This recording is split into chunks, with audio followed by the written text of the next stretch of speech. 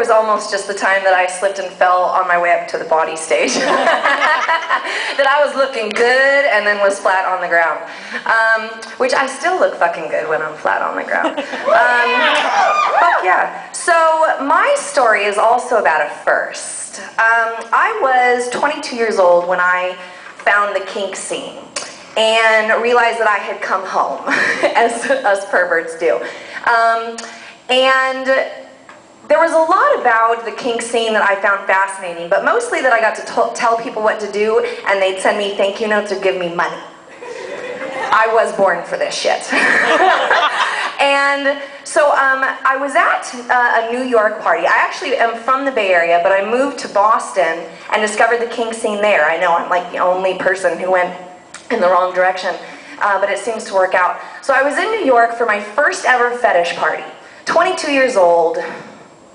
Yeah, hot shit. Stefanos and I kind of share some personality traits. And I was in this camo corset and skirt that some guy had bought me. It was my first like paid for outfit. Thigh-high platform boots, camo corset, long hair, tiara, ever-present tiara. And at this New York party, strutting around like I own the place, still kind of do. But you know, but that 22-year-old strutting, which is different than 33-year-old strutting, but strutting nonetheless. So strutting around the party, having a great time in my fetish outfit, feeling pretty fucking hot. And this man in head-to-toe rubber, full hood, like the bodysuit with the hood and the booties attached, little eye holes, little mouth hole, comes up and falls at my feet. And I'm immediately like, yes, this is why I should be here. And then he looks at me and says, "Princess, may I take you shopping?" Oh, dear God, yes. Yes, you can. And again, I mean, it was like, I discovered the kink world and was like, why would anyone do anything else with their lives? Like, truly, why do anything else? So I tell him we're in New York, and I tell him to meet me on his lunch break the next day at Purple Passion, which is like this long, yes, foundation, like fixture of the New York scene, Purple Passion. And they've got corsets and boots and sissy gear and bondage gear, and you know, my little pervert eyes are so big. And so we meet there for lunch, and he's in his suit now and like is all normal, but I keep calling him Rubberman. So I say, all right, Rubberman, you ready to shop? Because I'm ready to shop. That's when I discovered that people buying me things makes me come. Feel free to remember that for vending next year. Just a little note. So he looks at me and he said, "Princess, have you ever worn rubber before?" I said, "No." Slimy. I'm gonna smell like a fucking condom. That's disgusting. You look, you know, no, God, no. That's weird. Right? And he said, "I respect that, Princess. You know that I will buy you anything in the store, but would you do me the honor of letting me at least ask you to try on your first piece of rubber?" And I'm a generous girl, so I thought, all right, well, I'm gonna make you spend a lot of money, so I suppose I can indulge, like, your little, like, rubber weird condom smelly thing. You know, I'm nice and generous.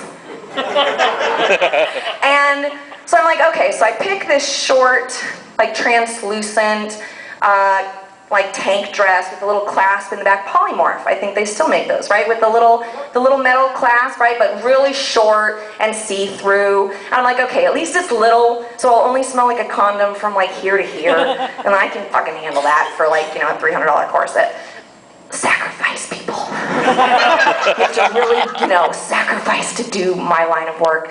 And so I'm like, all right, so this cute girl comes and she's like, well, do you want help? I'm like, yes, because I have no idea how to put on a human-sized rubber. Little rubbers, yeah, I'm your girl. But like, what the fuck am I supposed to do with this?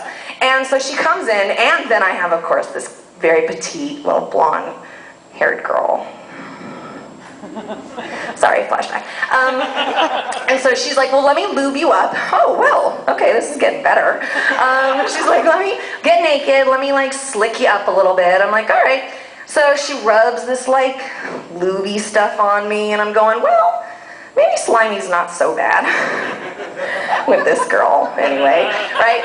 And we slide the blue dress on, and I'm kind of wriggling into it, and it's feeling slippery on me, and I'm kind of going, oh.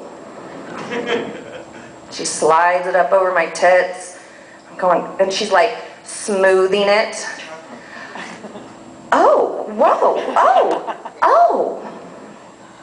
Oh. And I'm a very expressive individual, very verbose, and so I'm actually saying, oh, oh, oh, right? And she's got this big grin on her face, and I can hear him outside. He goes, how's it going in there, princess? And I just go, oh.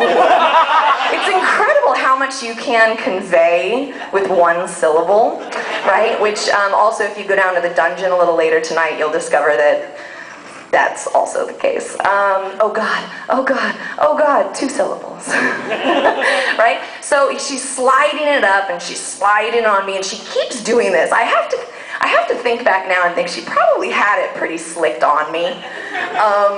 But she keeps, right? And I'm just like, oh, oh, oh, right?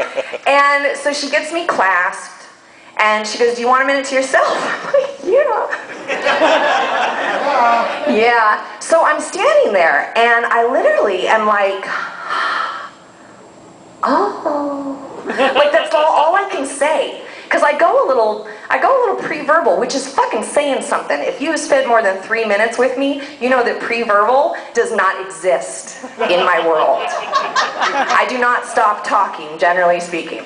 Right? So, but all I can get out is, oh, oh, oh, oh. And I'm in there for apparently kind of a while, because eventually he goes, princess, can I see? Oh, okay. So I go out, and I'm literally still, I mean, except I've got both hands, right? So it's... And I kind of keep doing this, like, kind of thing with my hips that I still now understand what is happening, but it's like, it's just so slippery.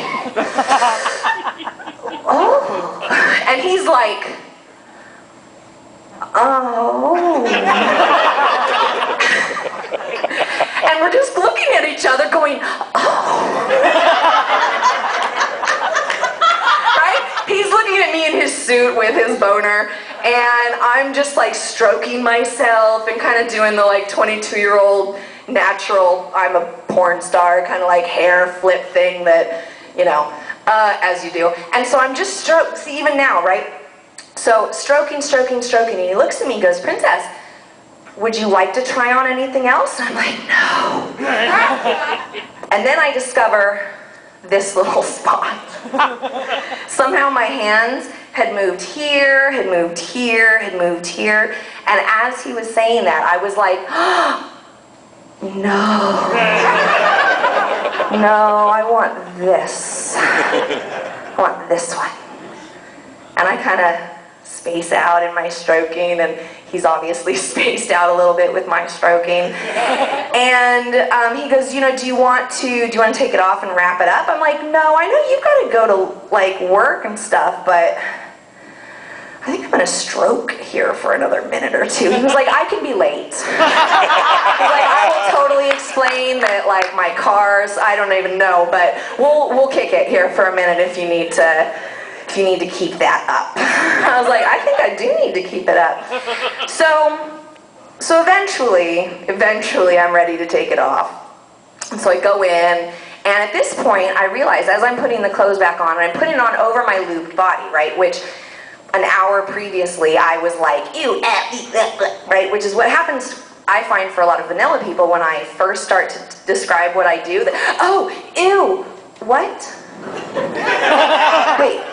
Can you tell me that one again? Right? So there's this, so that was a real learning experience for me, right? Don't knock it till you try it necessarily. And so we take it out, and I'm putting my clothes back on, and I'm a little slick, and I'd originally thought that I'd be super grossed out, except then I could smell the rubber,